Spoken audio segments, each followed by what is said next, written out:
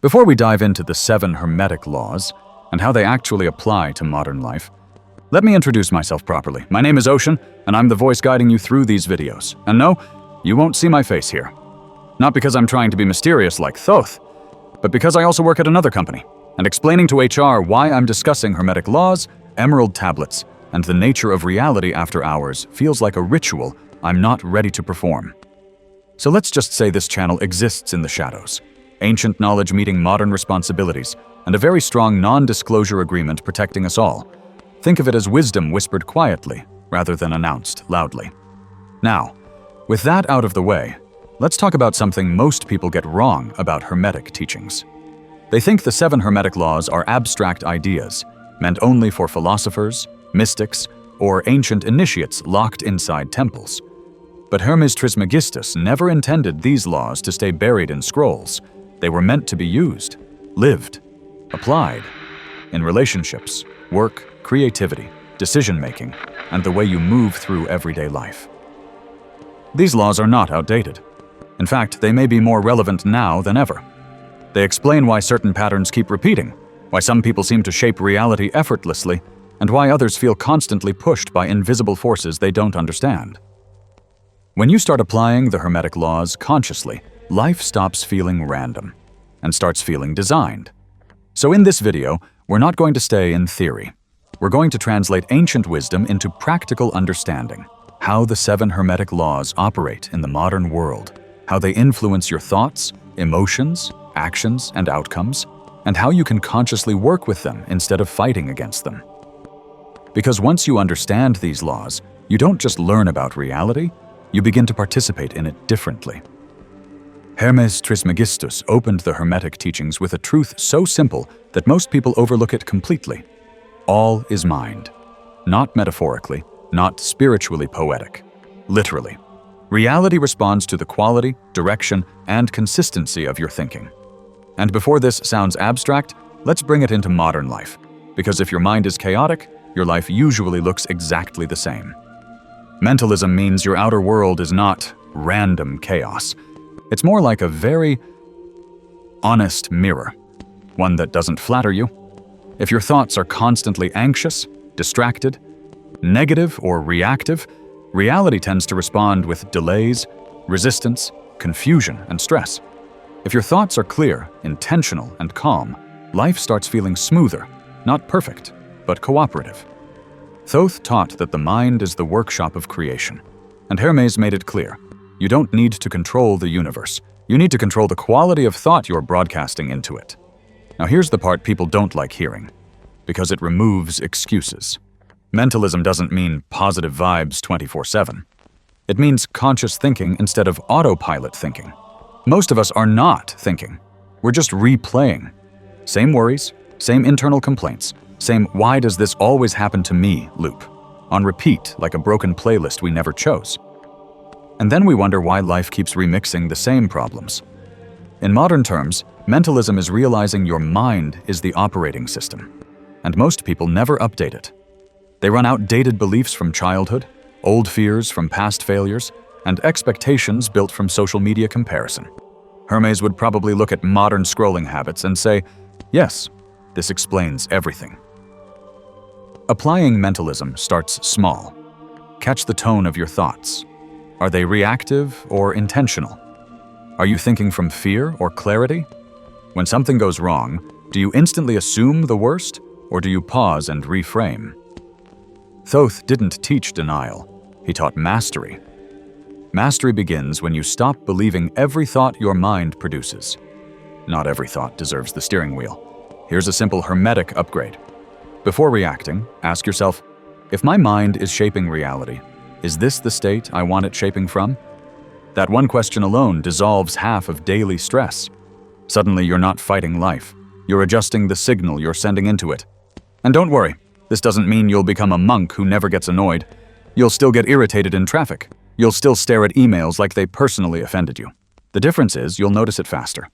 And that moment of awareness is power. Hermes said awareness lifts you above cause and effect. In modern language, once you notice the pattern, it stops owning you. Mentalism is not about controlling every outcome. It's about realizing that your inner state decides how every outcome lands. Same event, different mindset, completely different experience. That's why two people can live the same life circumstances and have wildly different realities. So Chapter 1 is simple, but not easy. Your mind is not harmless background noise, it's the main character. And once you stop letting it run unattended, the rest of the Hermetic Laws suddenly make a lot more sense. Because before you master vibration, before correspondence, before cause and effect, you must first realize something ancient, inconvenient, and incredibly freeing. Your reality is listening to how you think. And once you get that, you're no longer asleep at the wheel. Why, as above, so below, explains your relationships, career, and inner chaos shockingly well. Hermes Trismegistus gave us one of the most quoted lines in all of ancient wisdom. As above, so below. As within, so without. It sounds poetic, mysterious, something you'd see printed on a black hoodie with a triangle on it. But here's the uncomfortable truth. This law explains your entire life, including the parts you've been blaming on bad luck, toxic people, or the universe being weird lately. The law of correspondence says that your outer world is a mirror of your inner world. Not a punishment, not a test, a mirror. And mirrors are rude. They don't lie, they don't sugarcoat, and they don't care about your excuses. If your mind is chaotic, life feels chaotic. If your thoughts are scattered, your finances look scattered. If you feel unworthy inside, somehow you keep attracting situations that make you feel, yep, unworthy. This is why two people can live in the same city, work similar jobs, and yet experience completely different realities. One feels constantly blocked, drained, and unlucky. The other seems to glide through opportunities like the universe has them, on a preferred customer list. Same below, completely different within. And here's where it gets personal. Your relationships? Their correspondence. If you keep attracting emotionally unavailable people, it's not because there's a global shortage of emotionally available humans. It's because somewhere inside, part of you is unavailable, guarded, unexpressed, or not fully honest with yourself. The universe simply responds, got it, mirroring that. Your career? Also correspondence. If you feel stuck, undervalued, or invisible at work, it's often echoing how you see yourself internally. Hermes would say the outer structure can't rise higher than the inner structure. Or in modern terms, you can't outgrow internally what you refuse to upgrade mentally. And your inner chaos? Oh yes, that one shows up everywhere. Ever notice how when your thoughts are messy, suddenly your room gets messy, your emails pile up, your phone battery dies at the worst time, and somehow 3 people text you with emotional problems all on the same day? That's correspondence in HD. Thoth taught that the universe is structured, intelligent, and responsive. It's not random, it follows patterns. When your inner world is aligned, life feels synchronized. When your inner world is fragmented, life feels like it's buffering, constantly. Now here's the empowering part, because this law is not here to shame you. It's here to give you leverage. You don't need to control the entire world. You don't need to fix every bad one around you. You don't need to wait for perfect timing. You only need to adjust the inside, and the outside has no choice but to follow. Change your internal dialogue, and your interactions shift. Change how you treat yourself mentally, and suddenly other people start respecting boundaries you didn't even announce. Change your emotional posture, and opportunities feel less like battles and more like invitations. This is why manifestation works sometimes for people, and completely fails for others. If someone is affirming abundance while internally vibrating scarcity, the universe responds to the louder signal, not the prettier words. Correspondence always listens to what's real, not what's rehearsed. So if life feels stuck right now, Hermetic wisdom doesn't ask, "What's wrong with the world?" It asks, What inside you is asking to be seen, cleaned up, or finally aligned? And don't worry, this is not about becoming perfect. Thoth never asked initiates to become flawless. He asked them to become honest. Because the moment honesty enters the inner world, harmony begins to reflect outward. And honestly, once you see correspondence in action, you can't unsee it. It's everywhere. Like realizing the algorithm doesn't hate you, it's just responding to your engagement. The universe works the same way. Hermes Trismegistus said something that sounds simple, but once you really see it, you can't unsee it. Nothing rests. Everything moves. Everything vibrates. This isn't mystical poetry. It's the hidden operating system of reality. Every thought you think, every emotion you feel, every room you walk into has a frequency. You don't just have a mood, you broadcast it. And life responds, constantly. Here's the part most people accidentally test every day without realizing it. Think about the mornings when you wake up irritated for absolutely no logical reason. Nothing bad happened yet, but somehow traffic is worse, emails feel more aggressive, people seem extra annoying, and the smallest inconvenience feels personal. That's not the universe attacking you. That's vibration at work. Your inner frequency sets the tone, and reality plays along like a very obedient but brutally honest mirror.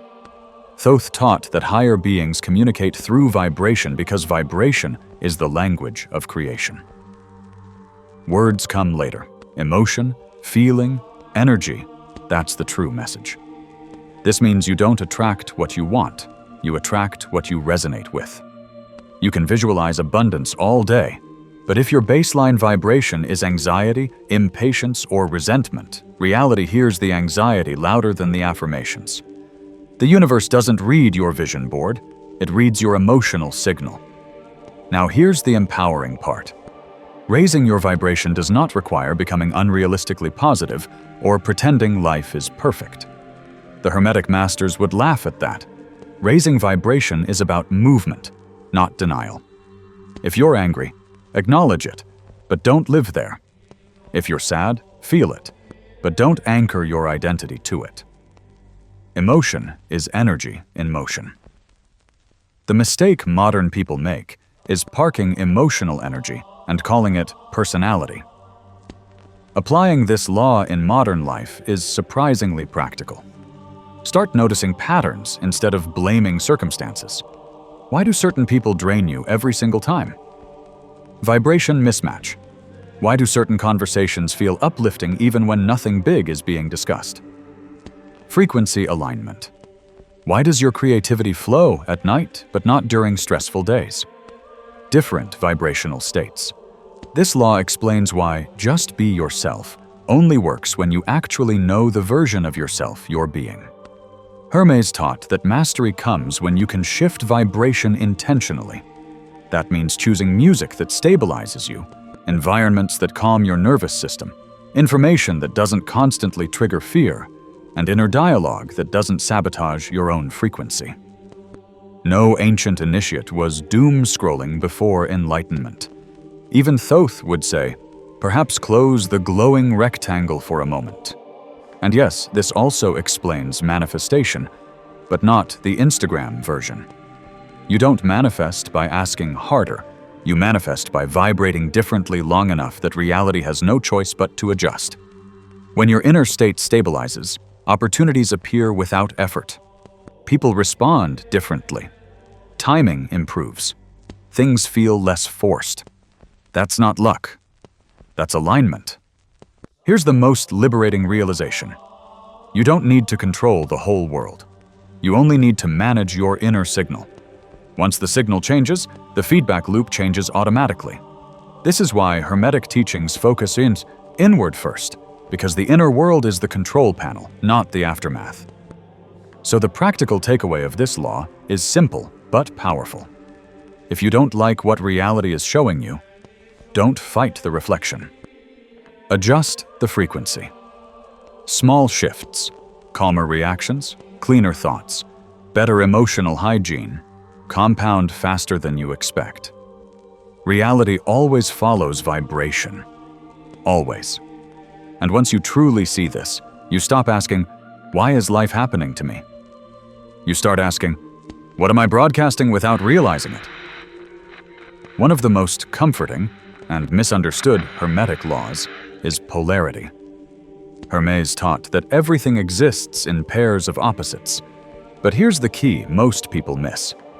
Opposites are the same thing, just at different degrees. Hot and cold are not enemies. They're just temperature moving along a scale. Light and dark are not separate forces. They're intensity shifting. Love and hate, same emotional energy, different direction. Now let's bring this straight into modern life, because this law explains why you wake up motivated one day and existentially confused the next without warning. According to Hermeticism, your bad days are not proof that you're failing.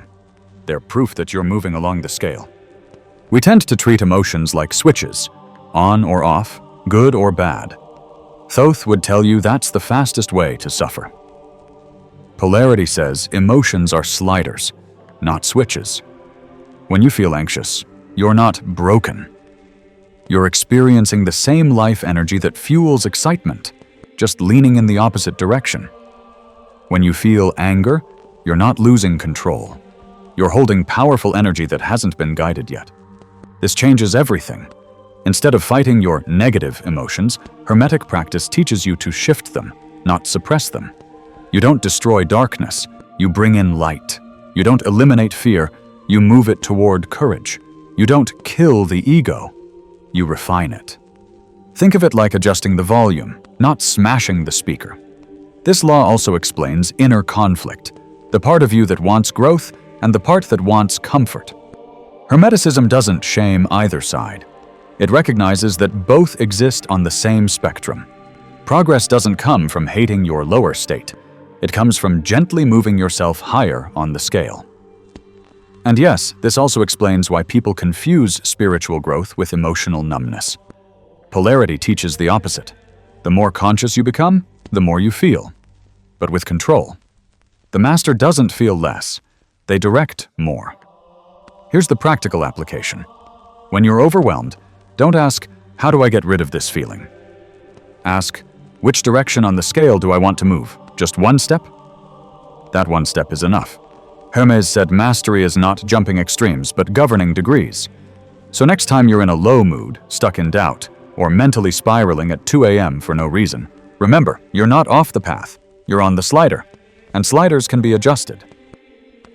Polarity reminds you of something modern self-help forgets to mention. You don't need to become someone else to evolve, you just need to tune yourself. This is where Hermeticism gets very real, very fast. The law of cause and effect says nothing just happens. No random bad luck, no random success. Everything has a cause, even if you don't remember starting it. And no, this doesn't mean blaming yourself for everything.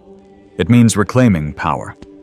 Hermes basically looks at humanity and says, "You are not victims, but you are also not innocent spectators."